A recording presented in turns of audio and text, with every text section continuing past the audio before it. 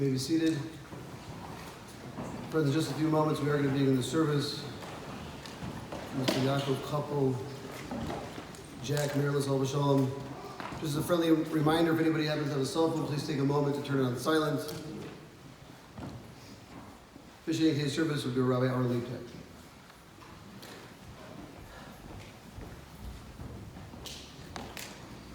We'll begin with the family request of Steinberg, the Rabbi of the good of Esther Park, to come say the Tehillim.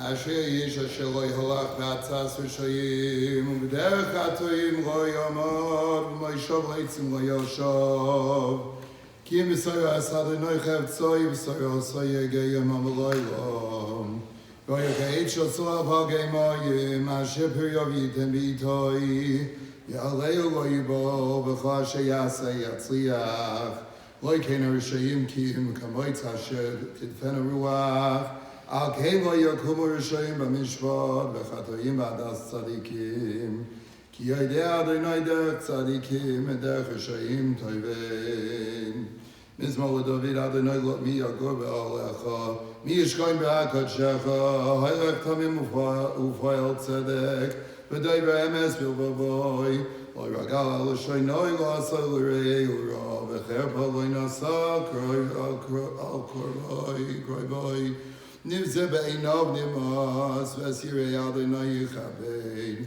nishba v'harav v'loi yomir. Hasba loi nasan v'sheh b'neshech v'shoichad ana ki loi lokach, oisei le'loi yimoid le'olam. Mizmor LeDavid, Adonai roi lo yechsor, v'noisdeh she'yavitzeini, amei menuchos yenaleini. Nafshi Yeshoy V'Yanchein V'Maglei Tzedek U'man Shemoi Gam Ki Elech B'Geit Tzamaves Lo Yirara Ki Ato Imodi Shivdecho Mishandecho Hema Yenachamuni Ta'aroi Levonai Shulcho Neged Tzariroi Tishandu V'Shem Roishi Koisi V'Vayo Ach Toi V'Chesed Yedevuni Goy Mechayoi V'Shavdi V'Veitz Adonai Le'orech Yomim.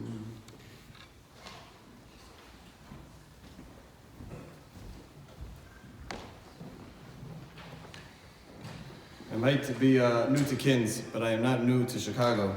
And when you ask anybody about Jack Maryles, two things come to mind, and that is his love of family and his love of Torah. To that end, the family will call up Rav Eichenstein to give a hesped, followed by Joel and Ari Maryles, Herschel Maryles, and then the grandchildren, Shimon Schultz, Shimon Maryles, and Mordechai Maryles.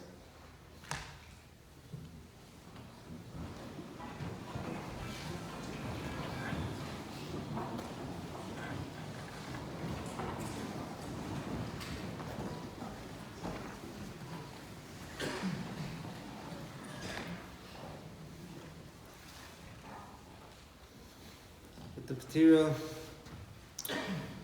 of Rabbi Yaakov couple, Zechronu Livrocha. It's a great loss. A loss for his dear family,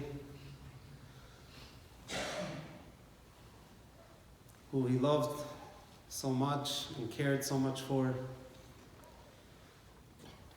Extremely devoted. Very seldom you find a parent, a grandfather, is so involved in everyday life. And it's a loss for our community, because we had in front of us a hero. Yaakov couple went through a childhood which we can't even imagine. Anyone read the history, what went on, hiding for almost a year in a dungeon, in such extreme circumstances, and still to be able to come out of that Gehenna and lead such a successful, fulfilling life is truly heroic.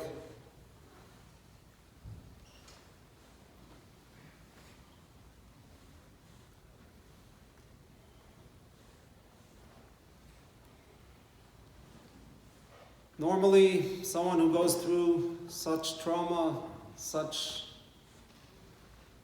extreme tsar at such a young age would come out extremely angry, bitter, very, very tense. But Rabbi Yaakov Koppel was just the opposite. Such a kind-hearted, gentle, loving person. And I was able to see that firsthand just this past Friday, 3 days ago. Erev Shabbos, visiting Rabbi Yaakov Koppel in the hospital. And he couldn't stop saying, "Thank you for coming, thank you." And he said it again and again. And you saw how he just felt he had to give over his thankfulness. And this was at a time when it wasn't so easy to talk anymore. But this wanting to be kind and be giving and be makar toiv was with him to the very end. How was that possible? How was it possible to go through such cruelty and end up being so gentle and kind?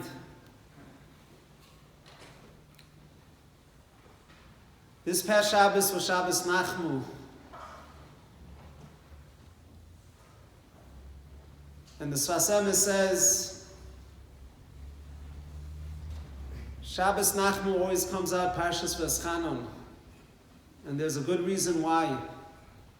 Because in Parshas V'eschanon, we find two things. We find the Aseres HaDibros, and we find the Parsha of Kriya Shema. The Aseres HaDibros represent Torah K'dosha. Kriya Shema represents Tefillah, Shema Yisrael Hashem Elokeinu.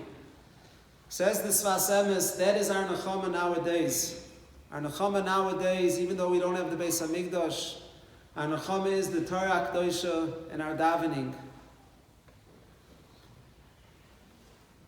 Thinking about our dear Rabbi Yaakov Koppel, Zechronu Livrocha, we could say, besides his loving, beautiful family, these two things were his nechama. Davening, how beautiful he davened, how much he loved to daven, and how much he loved to learn. And I was privileged to see that firsthand for many years. When I was part of the Aruch Yomim Koilul, he came in every day with such a cheshek, such a geschmack to want to learn some more Torah K'dosha. And many times towards the end, we would start to sing together. He would sing his beautiful chazanis. And we saw how that was his nechama. After all that he went through at the young age, the way he was able to be mechazik himself and raise such an amazing, beautiful family was through the nechama of Torah and Tefillah.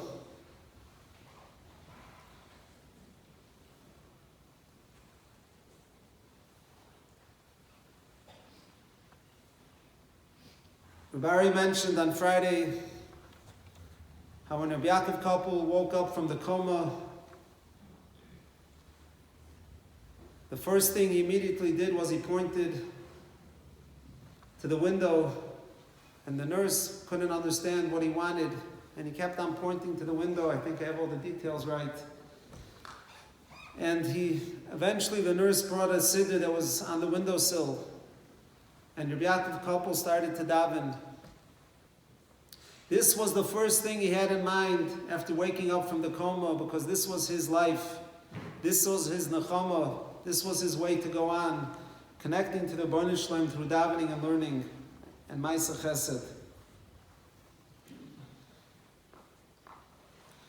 There's another aspect I would like to mention.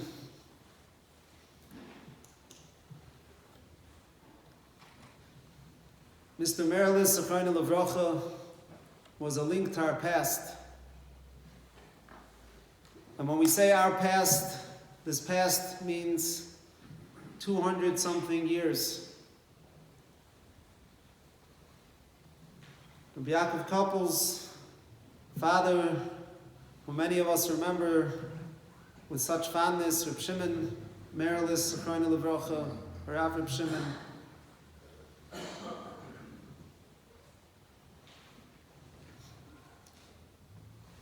was in Yaroslav Einikel. And my father soll sein gesund, Lorich Yomim Tovim, in the Akdama to the Sefer that Rabbi put out a few years ago, the Ayola Shlucha, brings down that the Maryles Zlotchever said that before I start to daven, I try to connect myself to the past tzaddikim, and I connect myself to the people of today's day. I connect myself to the past tzaddikim because I hope that they'll be able to lift my tefillas. And I connect myself to the present day people with the hope that I could lift their tefillas.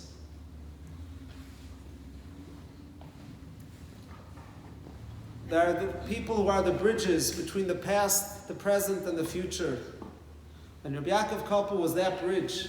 He connected us to the past, this glorious, illustrious heritage. And also was the inspiration for the present and the future. Being that role model for his family to look up to see what it means to be such an ehrliche, feine Yid.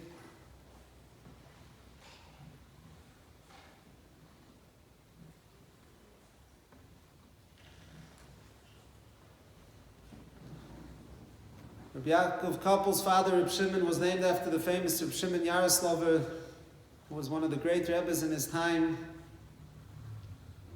who still went to the first Zidichover Rebbe, we're talking about over 200 years ago. And then Reb Shimon's son, Reb Naftali, the Ayola Shlucha, was very close with my Eltazay, the Rabbi Zidichover.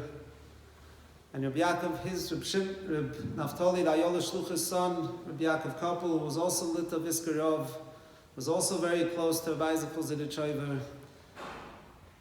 And we're talking about 200 and something years ago, 150 years ago. And that connection lives on today between the Eichenstein and the Maryles family.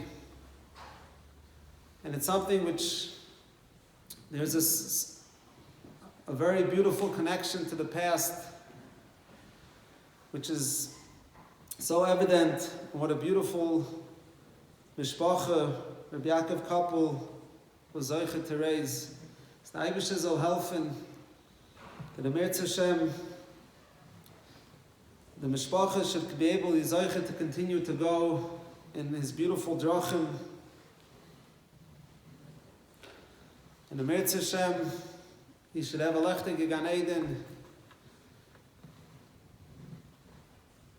And we should be able to constantly, whenever we think of the name Rabbi Yaakov Koppel, Maryles, Zechrono Levracha, will be reminded how it was possible to go through such cruelty and still stay so kind, so good-hearted, and so devoted to Torah and Tefillah. Tei nishmos yitzruah b'tzorah chayim.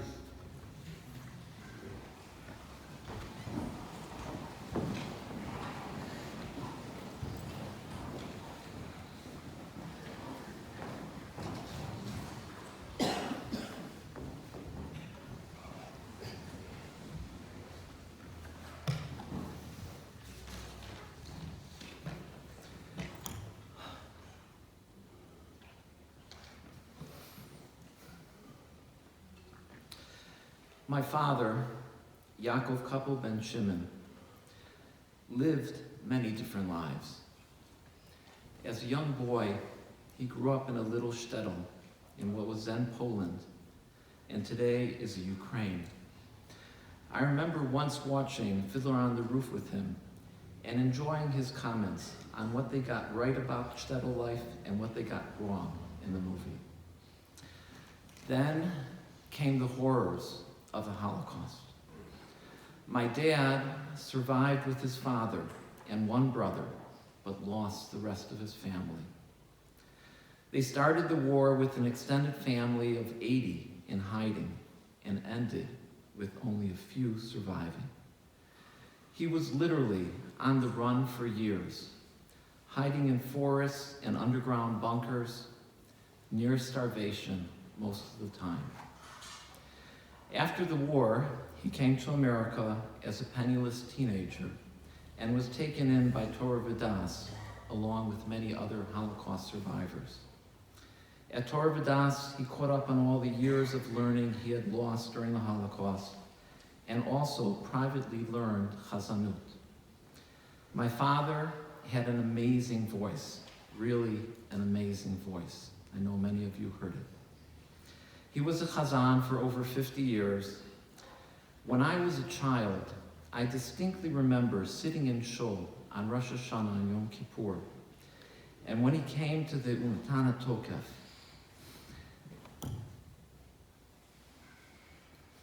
and saying, Mi yichye umi yamut, mi b'mayim umi ba'esh, mi b'rav umi b'tzama. One could hear the suffering of his soul as he thought of all the loved ones that perished during the Holocaust. The heavens opened up at that moment, and the angels cried as my father sang those mournful words. But my father was also one of the most optimistic people I knew. He always had a smile on his face and a kind word for anyone he encountered. One of his favorite sayings was, Ezo asher hasameach b'chelko, and he practiced what he preached day in and day out. He really was happy with his chelik. My dad was an avid stock market enthusiast, and he passed that along to me and several of his grandchildren. But stocks were just a hobby for him.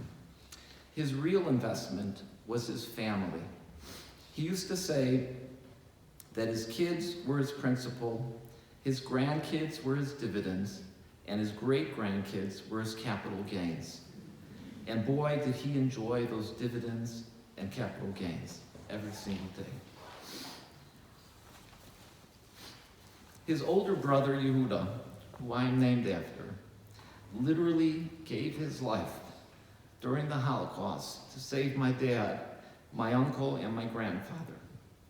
The Nazis and Ukrainians had found their hideout in the forest, and Yehuda distracted them while the rest hid. They caught Yehuda, forced him to his knees, and right before they shot him in the head, he cried out for everyone to hear one word, Nikama, revenge. My father fulfilled that dying request in the best possible way by raising a family that produced 4 children, 22 grandchildren, and 28 great-grandchildren. Ken Yerbu. That was his message of revenge back to the Nazis and all those that tried to wipe out the Jewish people, his family. Before I conclude, I want to say thank you to a few people. Thank you to my brother Ari, his wife Esther, and their children for taking care of my father's needs on a daily basis. And a big thank you to Joel Kabbalar, my dad's aide. Without him, my dad surely would not have reached the age of 93.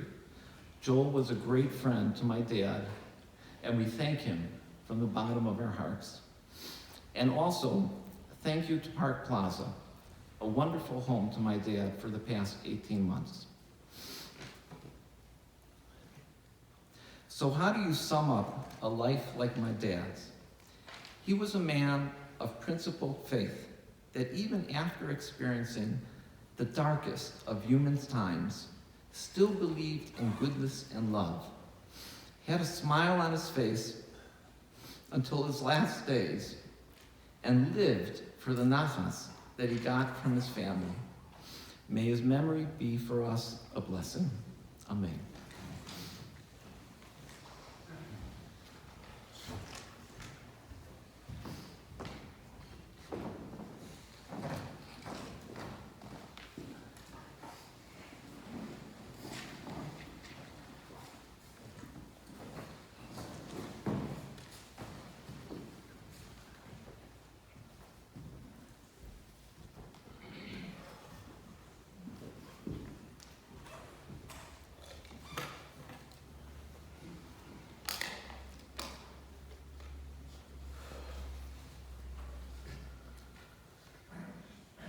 My father, Olav Shalom, was an amazing person. My father was loved and respected by all those who knew him. Not only was he a Zaidi to many Eneklach, but he was also known as Zaidi to many in the community. Why was this so? Someone texted me today, your father was very short in stature, but his greatness was there. I believe it's because he earned that respect. He earned it through his actions and through his emunah Hashem. My father was born at the end of 1928, small shtetl called Pibdish, which was near the city of Drahovich. Drahovich was about 60 miles from Lvov. And back then it was all Galicia. Drahovich was basically split into thirds. It was a third Jewish, a third Polish, and a third Ukrainian.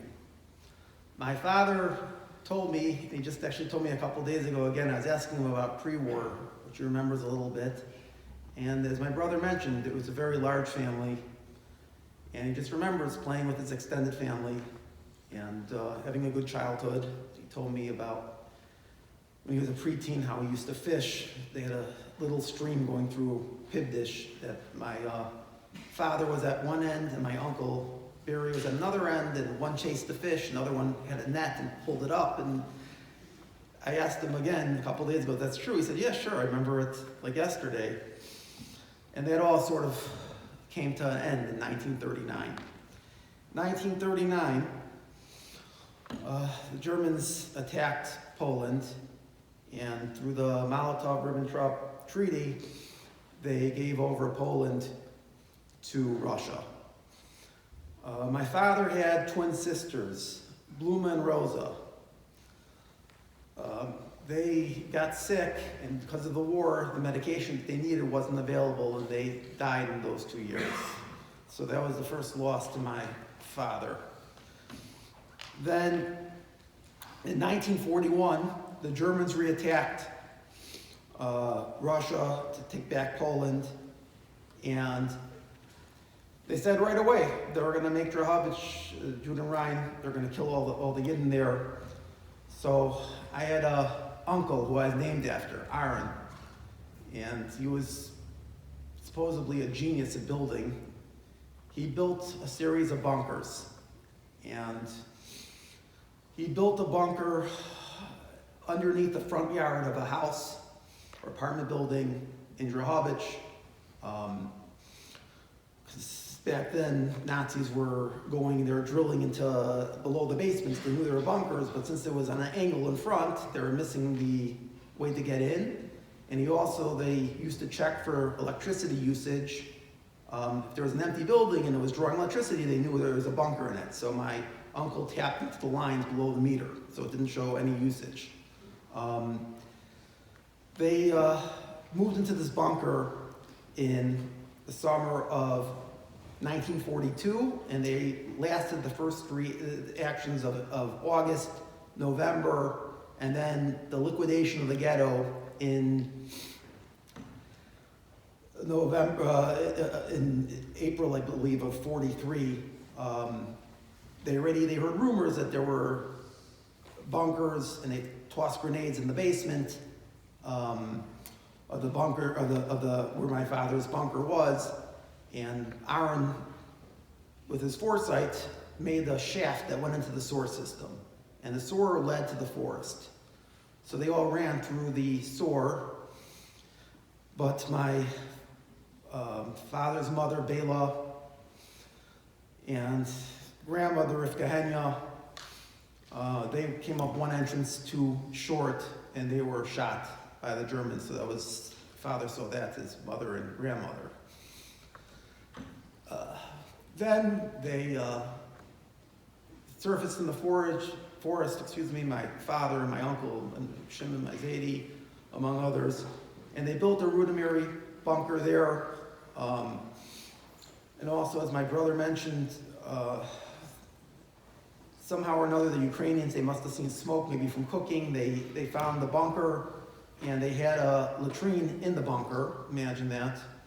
And my father and my uncle and my grandfather and one other great uncle jumped into the latrine, and Yehuda covered it up with leaves, and he and Aaron, and they got the Nazis agitated so they wouldn't, look much, and they shot them. They gave up their lives to save my father and his, the 4 remaining family members. I remember my father said he was in this latrine for days because, until the Ukrainians left the area. Imagine 4 of them in filth for days. After that, they knew of one additional bunker that my great uncle Aaron built for somebody else back in Drahovich, and they went back and they went there and they lived throughout till the Russians liberated in August of 1944. So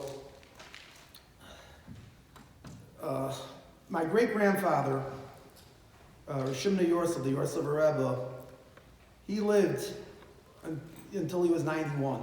So when he was older in his later years, it wasn't so common back then in the 17 and 1800s to live so long. They used to ask him, how did he have a Richas Yom? What did he think? So he quoted a pasuk. He said, perhaps, V'Avram Zaken Baba Yom. He says, what does that mean? He said, why did Avram become old? Because Baba Yom, whatever day came, he took it. He never asked questions. Whatever happened, he was happy, he took it, he never asked. And Shimon says, if you start asking, why did this happen, why did that happen? Hashem says, come with me, I'll show you. I'll show you the reason. So I wanted to mention that I'm 52 years old. I don't remember one time not in my childhood, not when I was older. I don't remember one time that my father said that he had a tithe in the Rebbeinu Shalom. Why he went through everything I just listed. Never once. He was happy. Always with simcha. He accepted everything. It's amazing. 80 family members down to 4. Never once. Baba Yom, every day, he was happy.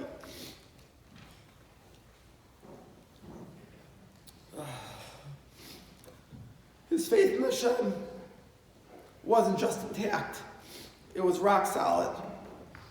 Right after the war, my father had to earn money. My brother also mentioned they starved. They starved for years. They starved in the bunkers. They starved in the forest. When they first came out, they had to ration out the minimal amount of food because they're afraid of their stomachs bursting. And my father had to bring in some money. So in Drahovich, they had a salt mine. And in Lvov, they imported cigarettes from, I think, Hungary.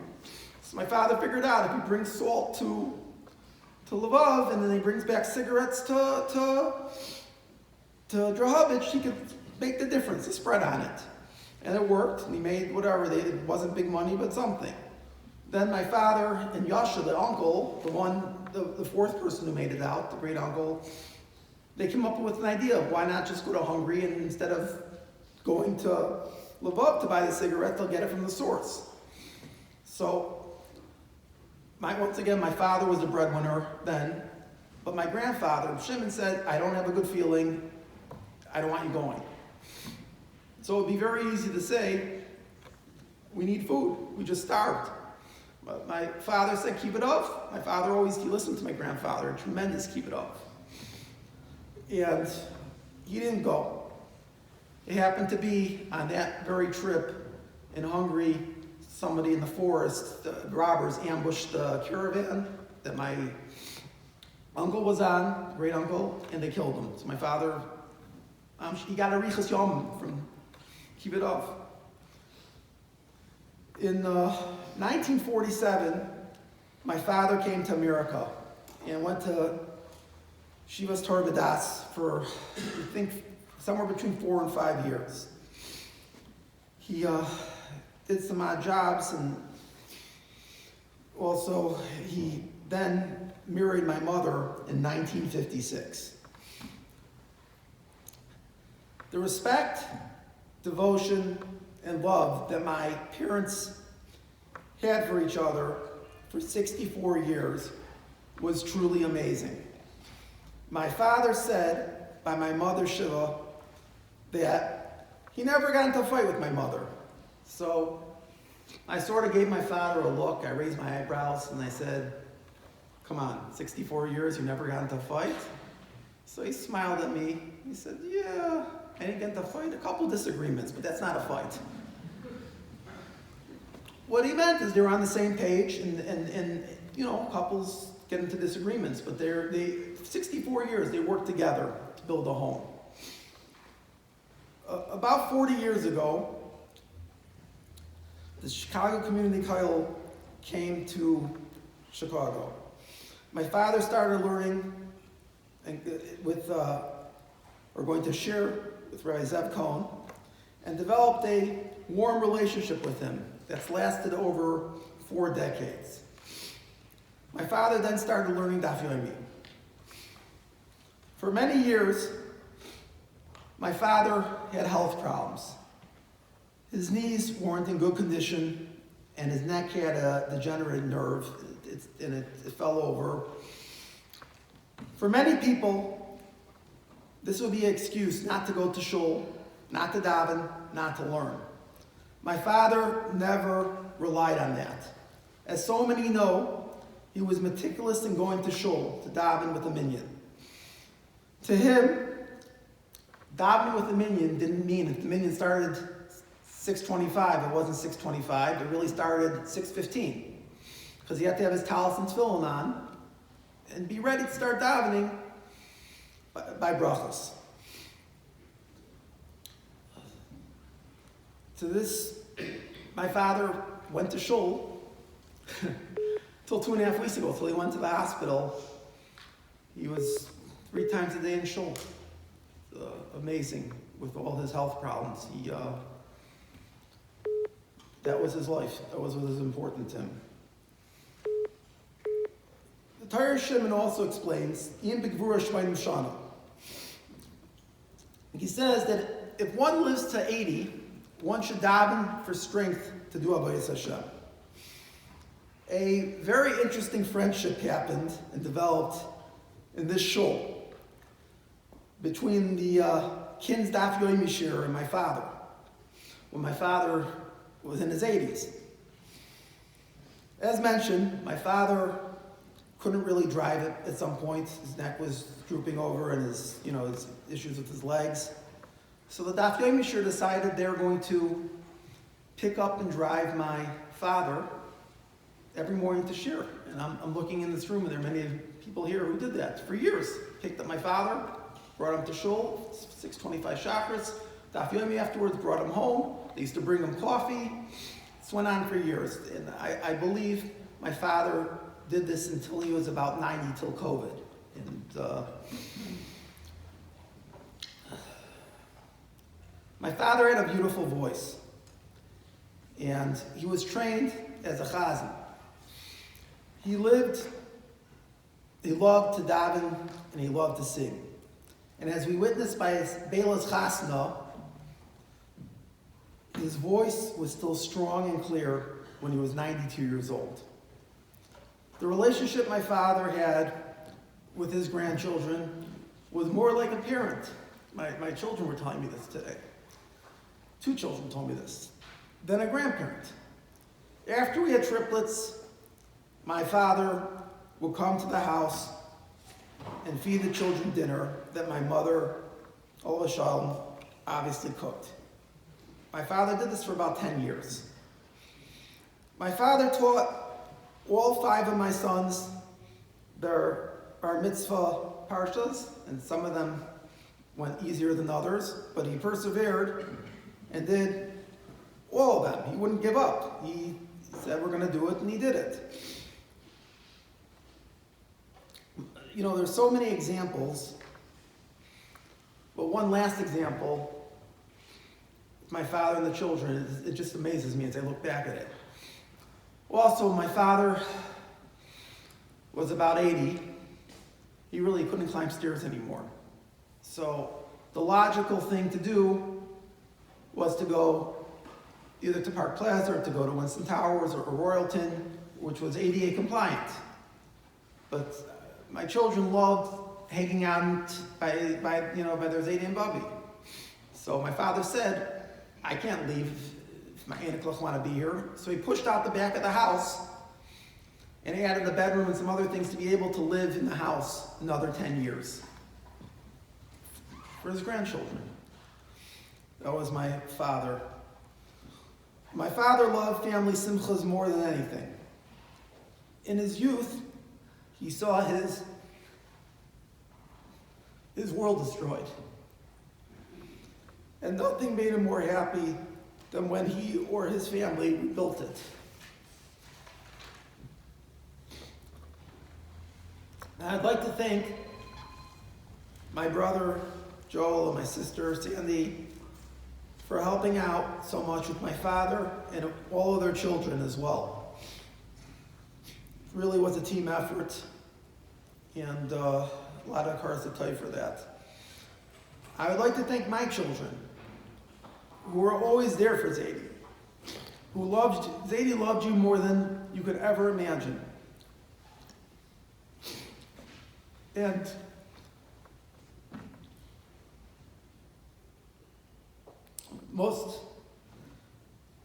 I'd like to thank my wife Esther for all that she has done for both of my parents for the last 29 years. You were truly like a daughter to my parents.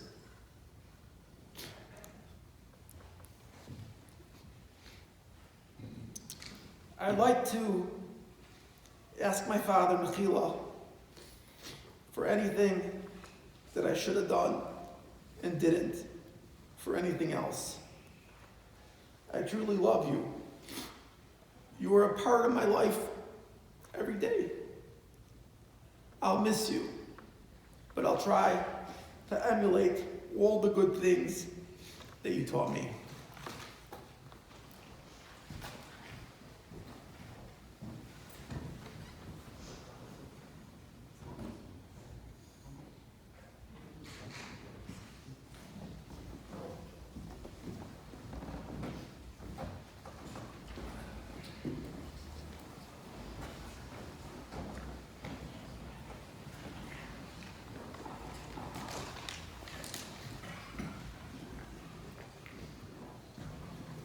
First, I'd like to apologize for the repetition.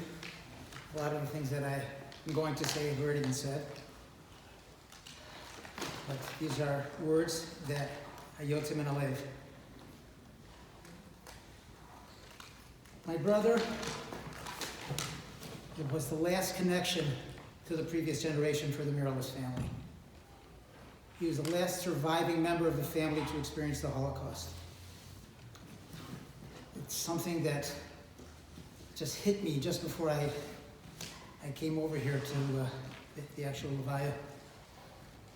It's something that I'm not used to thinking about, because he was always a part of our life, as was his brother and my parents. It was always a single family unit. We did everything together. We were all very, very close. And one by one, they left us. And now finally, my brother Jack. He did not have an easy life. My brother Jack, or Couple as my father used to call him, was a Holocaust survivor. He didn't have the benefit of a day school education, having spent his formative years hiding from the Nazis in several bunkers built by my uncle. His bar mitzvah was celebrated by my father, telling him, "Today's your bar mitzvah." That was it. The atrocities against fellow Jews he witnessed at the hands of his Polish neighbors at the beginning of the war were unimaginable. Nor can I begin to imagine what it was like for him to lose his mother during an escape for one of those bunkers they had occupied until it was discovered. or losing an older brother who sacrificed himself to save him, his father, my father, and his younger brother, Barry. After they were liberated by the Russians, my father sent his 2 surviving sons to Torvadas, as was mentioned already, in New York. That is where Jack lived for several years. It was there that he honed his considerable talents in chazonas, later finding a job in Chicago. There, together with Barry, he opened up Maryles Dental Lab, a successful business that provided a good living for their families. They worked hard, so hard, in fact, that I believe it took its toll on their health in later years. But through it all, as many have already mentioned, my brother Jack remained a joyous person, never complaining about anything, always mindful of his family's needs, always in good spirits. Even a devastating illness affecting his oldest child did not prevent him from his cheerful countenance. When he suddenly lost Anne about 1.5 years ago, it gave him unbearable pain. He missed her dearly on a daily basis, but that too did not dampen his spirit. He carried on knowing that he had a lot to live for, a lot more nafas to experience. I don't know too many people that had the kind of positive attitude about life that my brother Jack had, especially after having such devastating, life-changing experience. Jack was so proud of the beautiful family he built with Anne. There was a relationship there that one could only envy. As Ari had mentioned, they never fought, even on those rare occasions when they disagreed, serving as role models for their children on parenting and menschlichkeit. Which is why their children each have their own beautiful families. My brother had so much nachas from his children, grandchildren, and great-grandchildren, always anticipating the next family simcha. The love Jack had and the nachas he got did not begin and end with his own immediate family. He loved his entire family, including mine. He felt the same sense of nachas from us. Our simchas were his simchas. When Jack felt a need, he did not mince words in giving mussar. Whether it was about my not doing enough to get a shidduch for my daughter or granddaughter, or having yet another biking accident and seeing me hobble into his hospital room telling me to stop biking already, that it was too dangerous. That was practically the last thing he ever said to me. In his later years, as was also mentioned already, he suffered a lot of pain. He couldn't hold up his head without terrible neck pain. He could barely walk. He had pulmonary issues, blood pressure issues. He had trouble with his eyesight and hearing, and a variety of other ailments, all about which a lesser person would not have been able to handle without bitterness and gloom. But not Jack. He never said a word, never let on about the pain and suffering, always greeting people b'sever panim yafos, with a smile on his face. This attitude about life is what endeared him to people less than half his age, which was already mentioned by Ari. His daf yomi chabura used to call him Zaidi. They loved him and would do anything for him. That was my brother Jack, a man that no one could get down. It simply was not in his genes. Bila hanetzach l'maves, bila amaves l'netzach, moch Hashem Elokim, dima mi'al kol panim. May his memory be a blessing.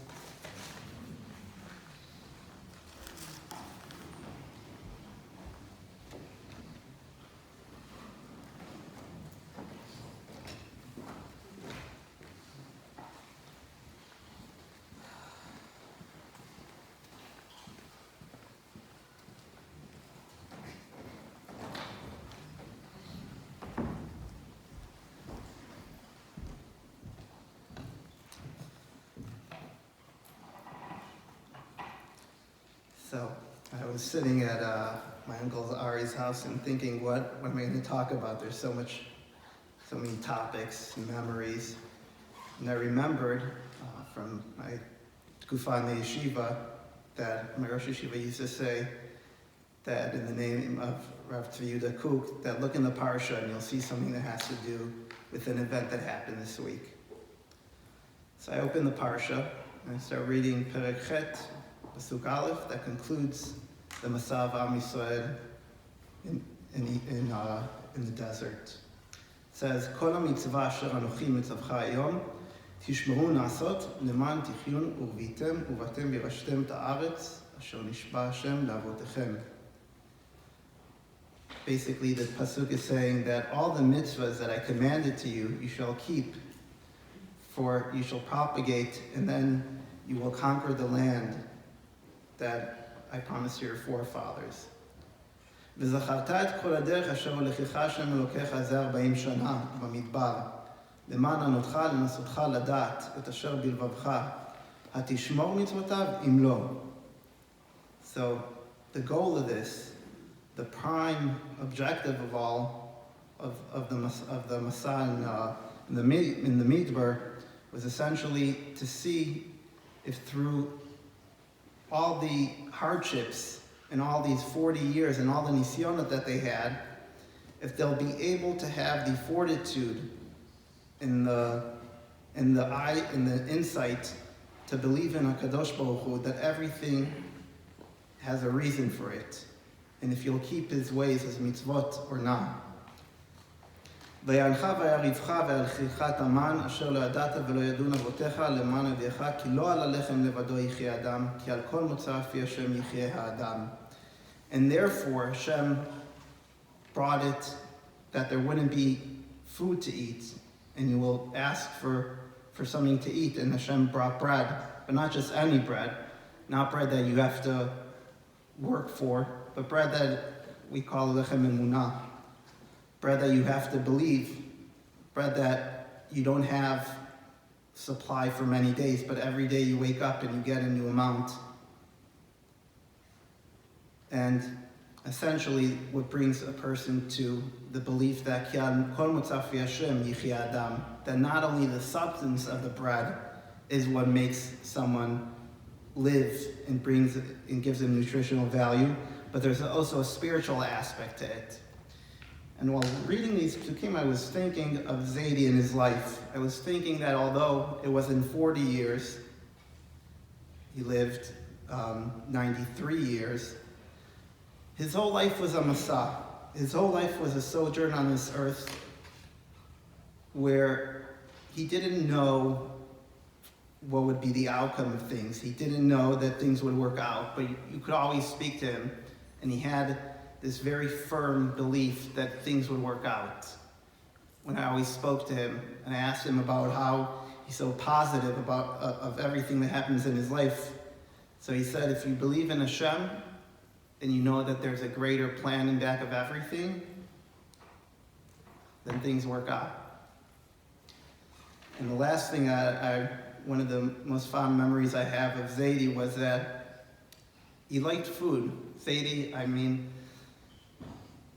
we always think of food as something that we think it in a sense of a taiva or a gluttony or something like that. But Zaidi loved food because he knew that food after the Holocaust, he knew that it brought him vitality. It gave him the koyach and the stamina to do the right things in this world. And always when we used to come, my brothers and I used to come to summer camp over here 15 years ago, I remember they always used to serve us food.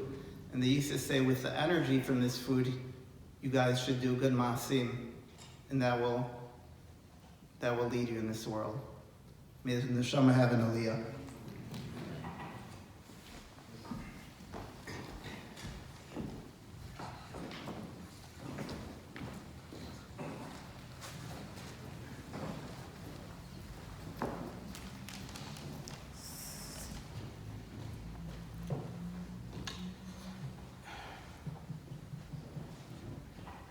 In the first parsha of Shema, the pasuk says that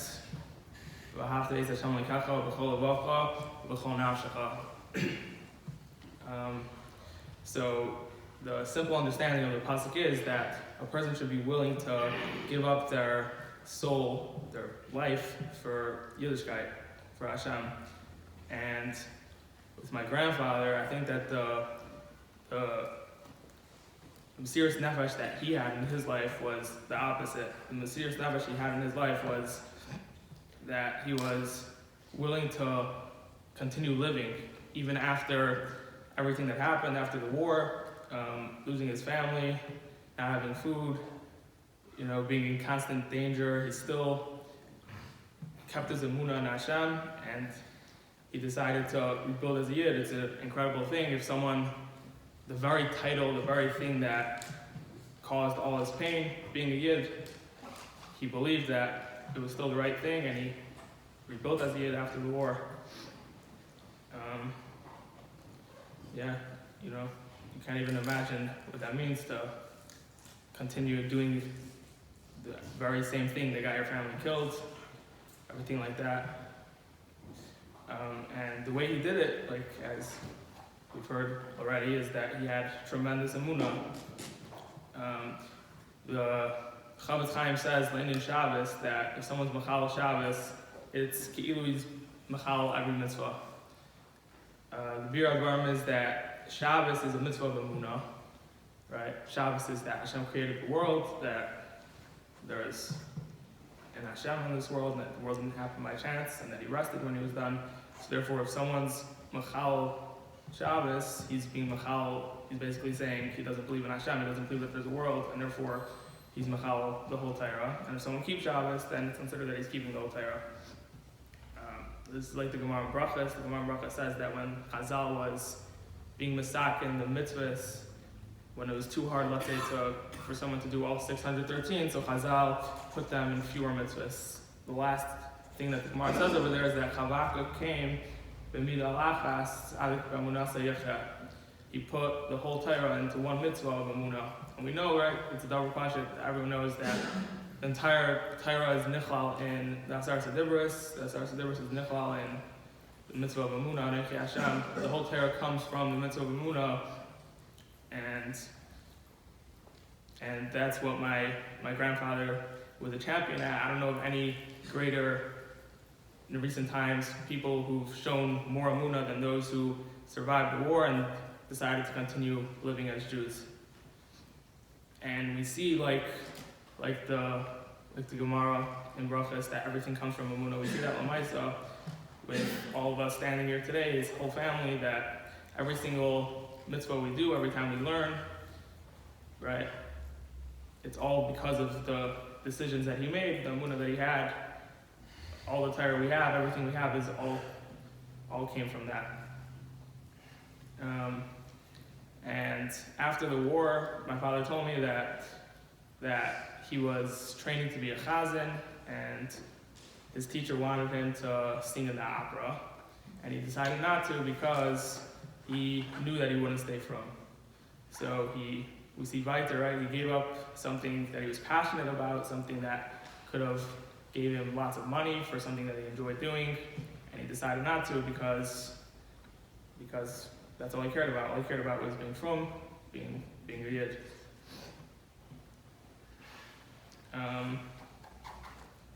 And even though he didn't have a childhood where he went to yeshiva in his earlier teenage years or things like that, he still constantly learned throughout his life, consistently, even though it was definitely hard for him. And that's definitely something that we can all learn from, even with our privileged childhood. Definitely we should continue on that path. And whenever I would call him before Shabbos or speak to him, like being his man, he would start off by saying, "Nu reda bissel Yiddish," and then that was like always the opening line. And then he would always end off with, "Torah is the best of Torah." Like, that's what he would always say. I heard it hundreds of times from him, and I think that sums up our relationship. His whole connection with us was all just to continue his legacy of a Jewish meaningful life. And as his family, all the grandkids, we all have responsibility to continue that, not to waste what he gave us, and each one of us at our own level should definitely take all the gifts he's given us and continue to go in his path. Shalom shalom aliyah.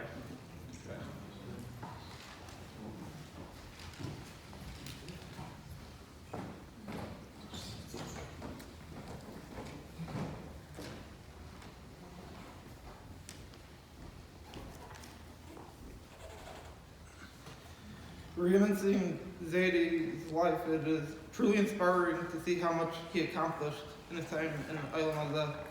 There are two specific qualities that he had that I want to share, in which I felt made him such a special person. The first quality he had was his immense everyday happiness for us, his grandchildren, my parents, his children, and his wife, my Rabbi. As a lot of you know, Zaydi suffered incredibly through the Holocaust, losing most of his family. Coming to America with his father and his brother, he had very little to his name as he tried to rebuild his life. However, unless one knew these details, it was impossible to see how much sorrows he had gone through in his life. He was always happy, smiling, and enjoying life with a great attitude to everything that came his way. Even in his later years, as his physical strength deteriorated. By any family simcha, there was no one happier than Zaydi. He was beaming from ear to ear, happy to see how much his family was growing. The second quality Zaydi Jack had was his commitment to minyanim. As long as I can remember, he never missed a minyan for a long time prior to COVID. Even once he felt safe, a few months ago, he started going to minyanim again. He never missed a minyan, even with all his health issues. I remember one bin a couple of years ago, me and K.I.N.S were hanging out at Rabbi and Zaydi's house, and I asked Zaydi what time he goes to minyan, and he told me he goes every day at 6:25. He said not only does he go 6:25 to K.I.N.S and he's on time, but it's not like he got a great sleep every night. He would constantly wake up in the middle of the night, sometimes with health issues, but even that didn't stop him from being at minyan early every day with his talis and tefillin. In Park Plaza, I would see every day for Mincha and Meirav. He was always there early, no matter if he was weak or dealing with a medical issue that came up. I'm certain that Zaydi has reunited with Bobby, his partner for 64 years, and together they're sharing nachas for all of us.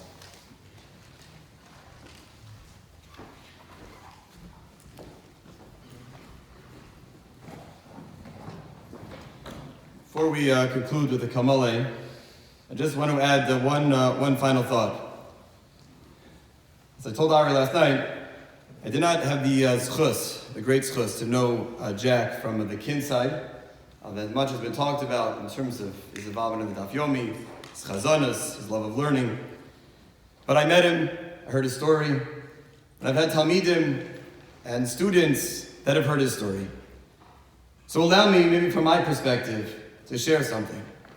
Moshe Rabbeinu, last week's parsha, knows that he can't enter into Eretz Yisrael, but he wants to see it. So HaKadosh Baruch Hu takes him Yama, Tzafonov, Seimonu, Mizrach. He wants him to see Eretz Yisrael. Why is he looking Mizracha? Backwards. He wants to see Eretz Yisrael. The Herschel struggled with why he's seeing all of the directions. And one of the explanations is that Moshe Rabbeinu has to look back to everything that they've experienced, all the ups and the downs, all the terrible things, all the hardships, all the challenges, all the struggles, and to realize that that's where they've gotten. And that even though Moshe Rabbeinu won't be able to enter Eretz Yisrael, everything that he taught them, the love, the varmkeit, everything he shared with them, will go with them into Eretz Yisrael. As a Rav, as a Rebbe, as a Mechanech, Jack's legacy is that he came to a country that has been shared so beautifully today. And it's very easy to take in his Mizracha and said, forget about it. Forget about it. and nobody would have judged. We're not allowed to. But his mizracha is what made his yama, tzafona, and semana. It's what made him motivate to raise such a beautiful family of children and of grandchildren, of great-grandchildren. But the legacy of Jack is not only in the family and the children, the grandchildren, the great-grandchildren. It's in the hundreds and hundreds of students that have heard him. Not the thousands that have watched documentaries, that have interviewed him. And every time one of those children ups their emunah a little bit, and every time one of those children, one of those talmidim, one of those talmidos decides to be a little bit better in their lives because of the story that they heard, because of all the emunah that he had, that's his legacy. It's Yama Tzafona V'Seimana. It is expansive, it is vast. To build such a beautiful family together with your mother is otherworldly. And to be so dedicated to this community, to the shul, to everybody. But that legacy will live on in so many people.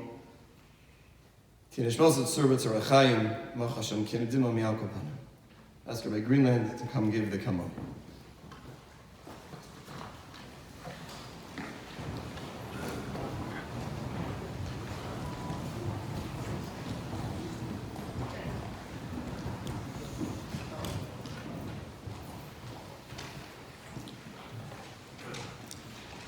El Malei Rachamim Shochein Bamromim Hamitzei Menucha Nechona Al Kanfei HaShechina B'Ma'alos Kedoshim Uteorim Kizohar Arakia Mazirim Es Nishmas Reb Yaakov Koppel Ben Rav Shimon Shalach Leolamo Ba'avor She'anachnu mispalalim Biad Azkaras Nishmaso Bigan Eden Tehei Menuchaso Lochein Baal HaRachamim Yastirei Ubiseiser Knafov Leolamim Vitzror Bitzror HaChayim Es Nishmaso Adonai Hu Nachaloso V'yanuach B'shalom Al Mishkavo V'nomar Amen.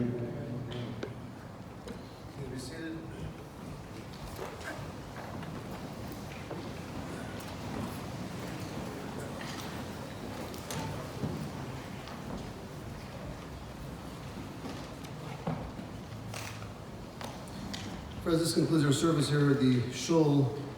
Crew will take place tomorrow evening at the family's plot at Eretz HaChaim in Beit Shemesh, approximately 8:30 or so in the evening. The Maryles family will be sitting Shiva at the residence 2838 West North Shore, just down the block. And we ask that memorial contributions should be made to Yeshiva Torah V'das. That information, as well as the exact Shiva hours, are available on our website, ChicagoJewishFunerals.com, as well as on our folder. Once again, on behalf of the family, I'd like to thank all those who are joining us on the live stream. In just a few moments, we're going to have the family gathered in Kriya. For those who wish to be Laub and after a few blocks, actually just in front of Mr. Maryles' house, you can do so. We're going to head west along North Shore. Those who would like to join us in procession to the airport can have their car pull just beside North Shore as well, facing west. Please make sure you obtain an orange funeral safety sticker as well as a magnetic flag. When in procession, please have your flashers on, your high beams, and your hazard lights on at all times.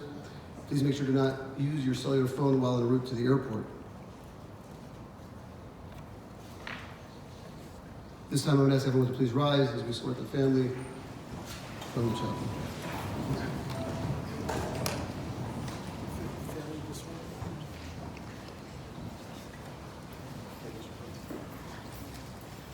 Just have the family please follow me.